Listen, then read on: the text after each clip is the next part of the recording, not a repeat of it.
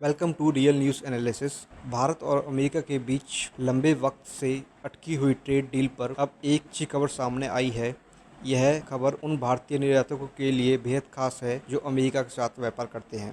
दरअसल अमेरिका में भारत पर लगने वाले 26% रेसिप्रोकल टैरिफ यानी जवाबी टैक्स को 1 अगस्त 2025 तक के लिए टाल दिया गया है। यह खबर उन भारतीय निर्यातकों के लिए बड़ी राहत लेकर आई है जो अमेरिका के साथ व्यापार करते थे। भारत और अमेरिका को एक अंतरिम व्यापार समझौते यानी इंटरिम ट्रेड डील को अंतिम रूप देने के लिए कुछ और समय मिल गया है। यह ट्रेड डील 1 अगस्त 2025 तक क्यों टाली गई है? इसका क्या मतलब है? आइए इसके बारे में हम विस्तार से डिस्कस करते हैं। उससे पहले आप ये समझ लीजिए कि रेसिप्रोकल टैरिफ क्या होता है। आसान भाषा में, एक देश जब दूसरे देश के सामान पर टैक्स लगाता है तो दूसरा देश भी जवाब में उसी तरह का टैक्स लगा देता है।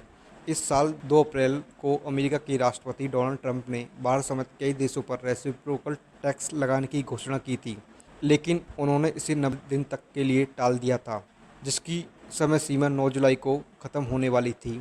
लेकिन अब अमेरिका ने इसे 1 अगस्त 2025 तक और बढ़ा दिया है, यानी भारतीय निर्यातकों को अब करीब 20 दिन का समय और मिल गया है, जिसमें भारत और अमेरिका के बीच में व्यापार समझौते पर बातचीत पूरी हो सकती है। इसका क्या मतलब है?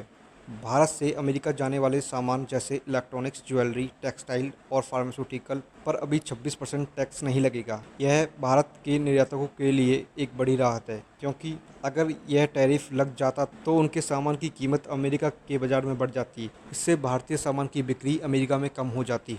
लेकिन अब इस टैरिफ राहत से भारतीय निर्यातक अपने सामान को आसानी से अमेरिका में बेचने का मौका मिल गया है।